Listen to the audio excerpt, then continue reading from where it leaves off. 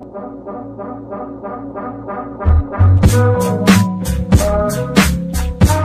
everybody. Welcome to the National Real Estate Post. Your host, Frank Ray, with you today with our good friend, Barry Habib. Before I get started, Barry, just remind everybody, Oak Tree Funding has got you 100% covered on any of your non-QM stuff. They have the best products. Barry, they got crazy cool products, by the way. Not only that, their pricing, they'll beat anybody. Anyone. You've got to engage with Oak Tree Funding. Their banner is right up on your screen. It's over on your right. There's probably a link down below. Click the banner and get engaged with Oak Tree. You will not regret it. They are absolutely amazing. How are you, Barry? I'm great, man. I'm great. Just got back from Salt Lake City. Been traveling, been doing presentations. You've been everywhere. I've been really doing a lot. Like everybody, all of a sudden, it was a hiatus for a while.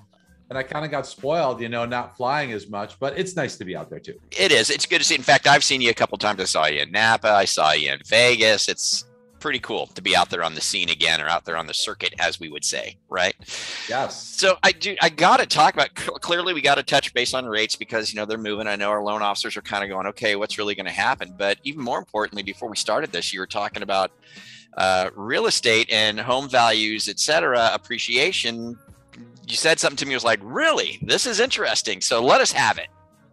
So as you know, I've been very bullish on real estate for a long time when most people weren't. And I've kind of, battled against all the naysayers, just about everybody kind of got it wrong. But fortunately, we were on the right side of this thing. But now I've made a call last week, and I just want to share this with everybody, that I believe we've reached the apex in the rate of appreciation. Okay. Doesn't mean prices go down, but we are seeing appreciation on a year-over-year basis between 18 and 20%. I think that we know, and it's been accelerating. It was 4% a year, 5%, 6, 8, 10, 12, 14, 16, now 18 to 20%, depending on the study you look at. CoreLogic is 18.1, Case-Shiller is 19.7. So we're at 18 to 20% range. I think that this will be the highest year-over-year rates of appreciation that we will see, and we'll start to see them slow down. Now, it's kind of like a car going down the road at 100 miles an hour. If you slow down to 60, you're still going forward.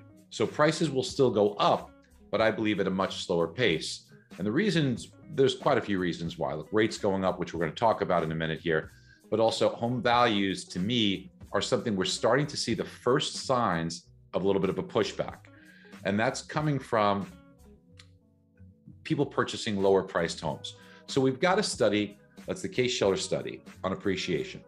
And then there's the FHFA study on appreciation, which only measures homes with a conforming mortgage.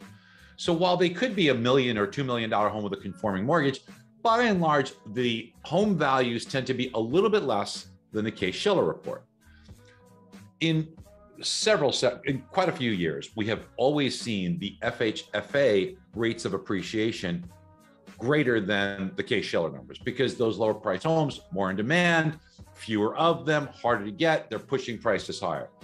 This was the first time, although the level was robust, that FHFA number flip-flopped and the appreciation was slower than the Case-Shiller. That is an indication, almost like a canary in the coal mine, that says those people purchasing those either first-time homes or lower-priced homes are starting to push back just a little bit here and saying either it's rates that have gone up a little bit, or it's values that have been appreciating so dramatically that maybe I just can't, maybe I want to, but I just can't chase the way I would have been able to chase a few months back. I get it. So this is interesting. So now, okay, so here's the deal. Like, you give us information that we typically don't hear in the mainstream media all the time, right? Especially when it comes to housing and rates, et cetera. But really, especially housing, right?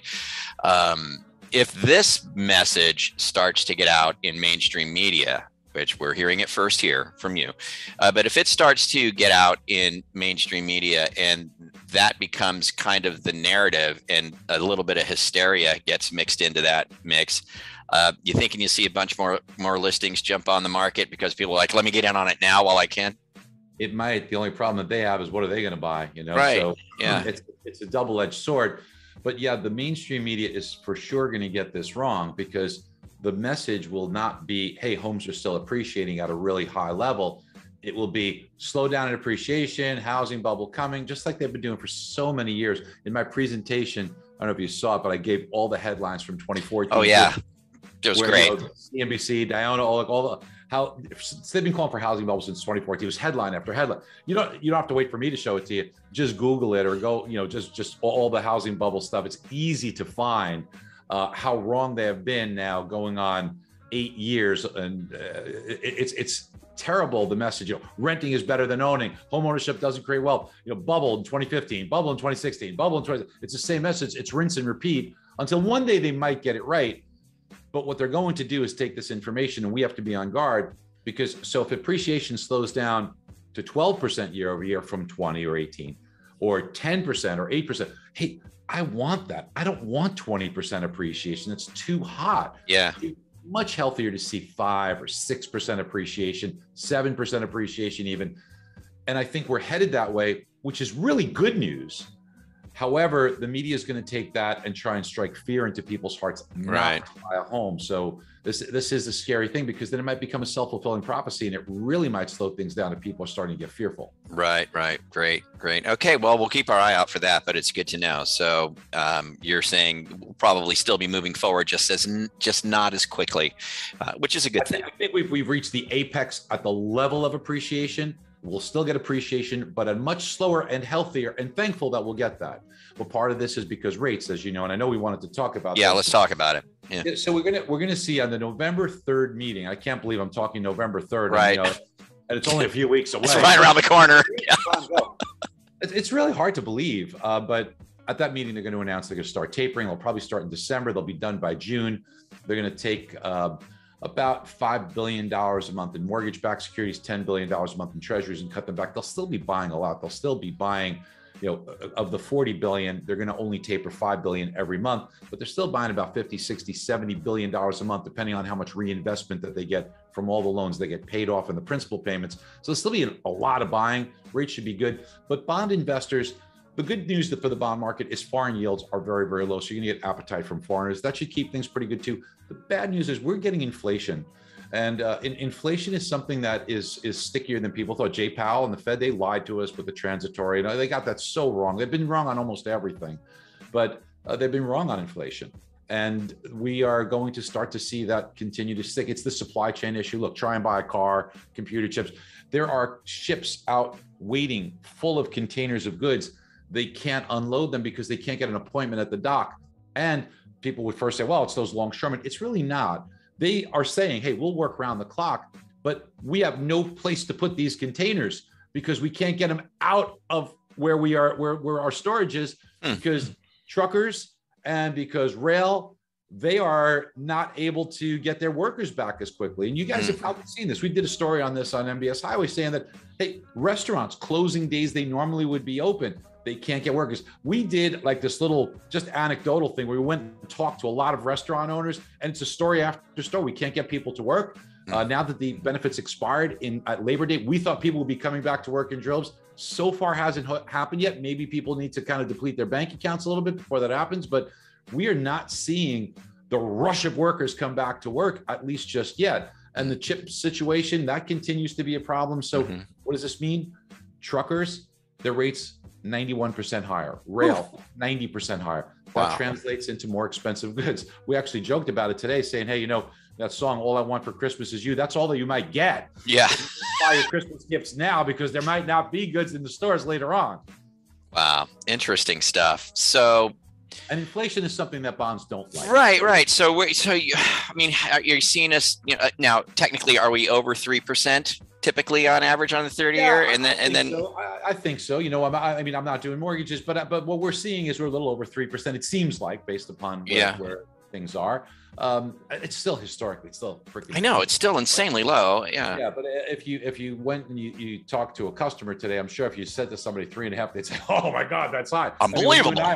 When you and I were originating loans, getting under 10% was like, yay, I came in at 11.5. So there you go. Yeah. So the thing of it is that people, from a perspective standpoint, they don't really have a feel for it. And it's also, I understand that too, because we're certainly much higher price homes than we were there too. Right. So very important that it's low because that's supporting the higher prices. So listen, we have a push-pull here. It's not a clear picture. On the plus side, foreign investment. On the plus side, Fed still will be very much a buyer with the reinvestment.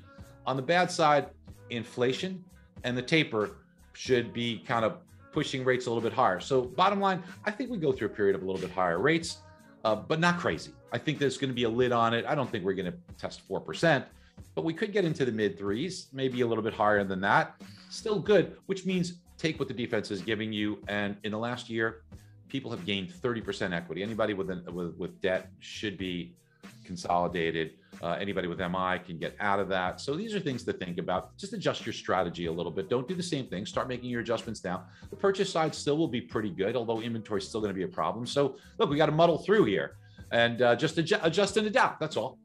You know, all this talk, it's just like, man, if only there was a website where we could go to learn about this stuff every day, you know, and stay in touch and in tune with what was really happening in the bond market. If only there was a website, Barry. Well, thanks, you know, man. Somebody needs to come up with that, fast. MBS Highway, of course, everybody. And I'm putting a link down below to click on that, get it for free for a couple of weeks and try it out. If you haven't already, I think you got every mortgage originator in the country on already. But if not, if you're one of those people holding out, don't, because now it is extremely critical to be in tune with what's going on so that you can be an actual mortgage advisor instead of just some order taker. Well, and we have all those tools, and thanks for the kind words. We do have all those tools, and those of you that are on it, the debt consolidation tool is very, very popular, becoming more popular now. People are saying that they're just crushing it with that. It's almost making you bulletproof. Doesn't matter what rates do, because once you show your client that, they really don't care as much. They want to just save that money, pay their mortgage off sooner, put their money away for retirement.